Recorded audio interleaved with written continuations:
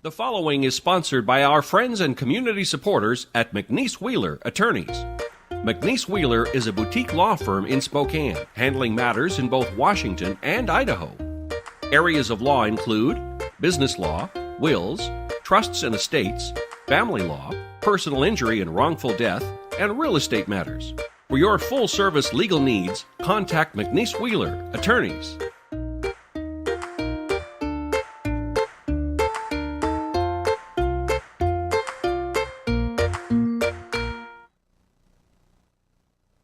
Welcome to On the JoB with your host, Lynn Parrish, editor of the Journal of Business.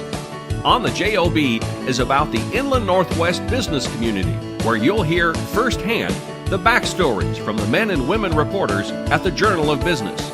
On the JoB is brought to you in part by McNeese Wheeler Attorneys. Here's Lynn. Hi, welcome to On the JoB with Lynn Parrish. I am indeed Lynn Parrish, and I'm here with Samantha Peone today. Sam's our real estate reporter. We just had a real estate section, which means Sam's been very busy over the last couple of weeks. Indeed, I have. Yes. And so one thing I noticed, Sam, was that a lot of the stories that you did this time were in the Coeur d'Alene area. You did 3 or 4 stories along those lines, and I was curious to know, what did you think was the most interesting of those stories, or of the things that you reported in those stories? Well, it's always interesting to see what's going on over in Coeur d'Alene, and I found that Ignite CDA, which is the Coeur d'Alene Urban Renewal Agency over there, they are looking at creating a new redevelopment district that will be called the Atlas District. So they're looking at that. It's probably going to be about 54 acres is what they have proposed now. Nothing's finalized. They're hoping to finalize that by September. Okay. And that would range, it would be west, it would be in West Coeur d'Alene, and it would be south of Saltese Way, and the most southern point would hit the Spokane River there. So that's something they're looking at. So now about half of that district would be the old Atlas Mill site, isn't that right? That they'd be looking at redeveloping that. Yep, and so what's going on with the Atlas Mill site is that the city is in the process of acquiring that right now. Okay. I believe they're hoping to close on that in May, is what we reported, I want to say. And so part of that Atlas Mill site is going to be, they're hoping to engulf that in the current river district. Sure.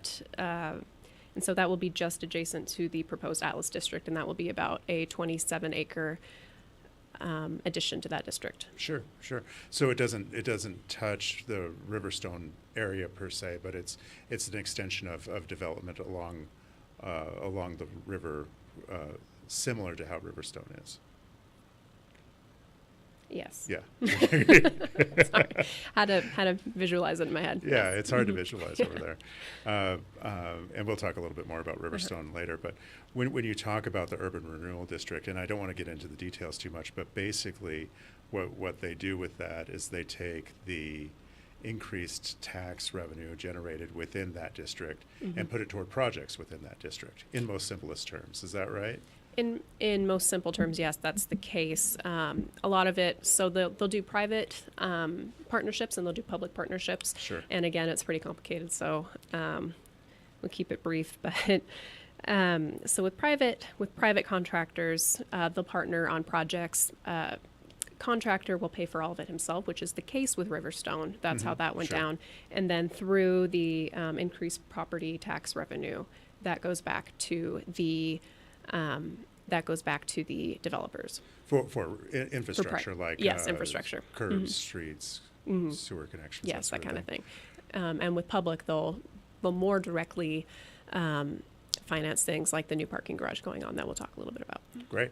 Yeah, well, that's a good segue, because what we were looking at was that they're looking at forming a new district, but they have a few things going on within the district currently. Do you want to talk about a few of those projects? Yeah, so I spoke with Tony Burns a few times. He's the executive director of Ignite CDA and also the sole employee. They work with a volunteer board mainly, and him. And they have a number of projects going on that are coming into 2018 as well. And one of those is the parking garage, which we had previously reported on. It's going to be $7.3 million roughly, 360 spaces. It's going to be in between 3rd and 4th Street in Coeur d'Alene, so right downtown there.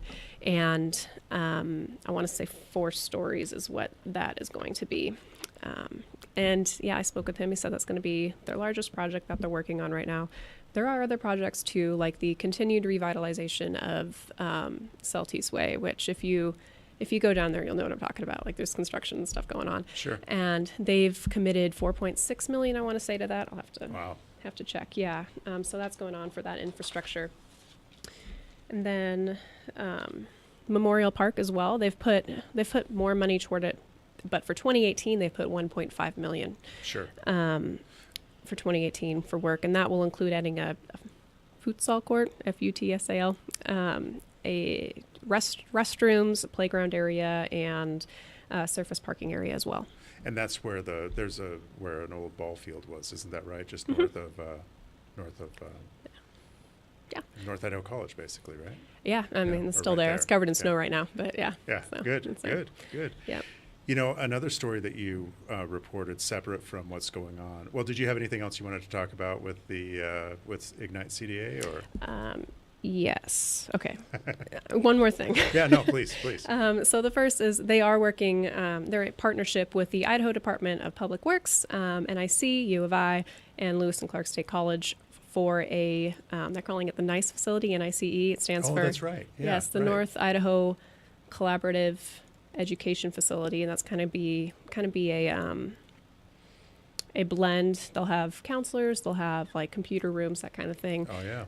It's estimated to be about $9.5 million. Ignite CDA has committed 2.5 to that. That's what their partnership is on that, and that's going to be on Hubbard Avenue and College Drive, so right there in the education district. So. Oh, that's great. Yeah. Great. Yeah, I'm glad you brought that up. I was going to ask you about the story on the event center study. So tell us a little bit about that. Yeah, so another project related to the Chamber of Commerce. They're all in the same building. So another project is CDA 2030. They're a nonprofit, and they did originally start in 2013 as a project of the Coeur d'Alene Chamber of Commerce, and they became their own nonprofit in 2014. Okay. And what they're doing is they have a vision, is how they describe it, a vision for a long-term vision for Coeur d'Alene. And so they've interviewed, collected data from thousands of residents for the greater Coeur d'Alene community regarding what they would like to see. So they broke it down into 6 different factors. The one that we're going to speak about today is community and identity, is the one that they're talking about. Sure. And they are looking at, they just selected a firm to conduct a market analysis and feasibility study for a possible performing arts and event center that they're looking into. So like a theater, essentially. Right. And so they're starting that. As of when I interviewed them last week, that had not started yet. They were in the process of getting that ready. But they had selected their consultant. And selected their consultant. That ball rolling. Yes, they'd selected their consultant, and that would be HVS over in Chicago, so the Chicago office of the Mineola, New York-based HVS, and they're a consulting firm that specializes in hospitality. Great. Yep, so that's what's going on there. It's going to be a 12-week process. They received 11 proposals. Spoke with Nicole, a project manager over at CDA 2030. She said all 11 proposals.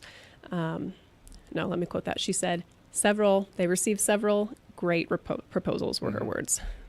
Paraphrased. Yeah, sure. Between their window of September 28th and November 3rd. So that's kind of what went on there. And so they're just going to look and see if it's feasible, and if there's a desire for it. They're going to look at, a good location for it, how big it would be, if there's like a public demand, that kind of thing. Oh, that's great. That's great. Now, I remember a couple of years ago, there was a proposal by Modern Theater to build a performing arts center in the Midtown area of Coeur d'Alene, which I always associate with Capone's, Yeah. It was close to Capone's. So that project is dead, but that's something that it's a subject that they've been talking about for a few years over there at least. Yeah, so if you're actually interested, I would recommend checking out CDA 2030's implementation plan. That really helped me while I was looking into this article, and they have a lot of what they're doing laid out on that website, and it was just to me it was kind of exciting. If I lived in Coeur d'Alene, I would have been pretty excited about what they're looking at doing. Oh, that's great. Yeah, that's great. and the Modern Theater, it is separate, unrelated, but that was a $12 million theater that the Modern Theater Group was looking into doing, and that would have been on 4th Street in Roosevelt. We had kind of reported on it. We had a photo rendering. We had a rendering in 2016, and it was supposed to be 35,000 square feet, 300 seats, 90 studio seats, and they were planning on fundraising for it for 4 years, and that did kind of vanish, but the rendering was gorgeous, so it's a little disappointing that didn't work out. And through the study, they could come up with something similar in theory, but I guess we'll have to wait and see. Yep. Yeah. So what else were you talking about over in Coeur d'Alene this last time? Oh, goodness. I really love doing Coeur d'Alene. I'm just going to say that because I love reporting on Coeur d'Alene because they have so many different, things that go on there, it seems always. And it seems like in the Riverstone District particularly, Riverstone Development, which was going back, that's one of Ignite CDA's partnerships as well. Sure. And right now, most recently, we reported about OPTI, which I want to say, excuse me if I mispronounce these medical terms. I want to say it's Orthopedic Physical Therapy Institute, I think is what it is. And they were looking at building a $2.8 million two-story location over there. They're already with their parent company OSSM, which I believe is like orthopedic sports and surgery medicine. Don't quote me on that. And they in Lakewood, and they want their own building, just going to move into that, and then they'll occupy the first story, and the top story is going to be open tenant space. So great. Yeah. So Riverstone's largely developed at this point, but it's good to see that there's still some stuff going on over there. Yeah, and it seems like a lot of it is medical. We did another one, a $6 million building, 3 stories, that one, and an additional parking garage literally beneath it. So it was all up one, and that was North Idaho Dermatology was doing that one. Right, so I remember that story. Yeah, it was a few months ago now. So good. Last month. Good. Well, we'll have to keep an eye on what's going on over there. Yeah. A lot of stuff happening over in the Lake City. So, well, thanks a lot, Sam. I know we've got other things to do today, but I appreciate you coming down and talking about what's going on in Coeur d'Alene. Yeah, thanks for having me. Thanks. On the JoB is produced in Spokane, Washington by SpokaneTalksOnline.com, which is solely responsible for its content. On the JoB is brought to you by our friends at McNeese Wheeler Attorneys. Ask Lynn a question, recommend a guest, and hear this program again online anytime at SpokaneTalksOnline.com.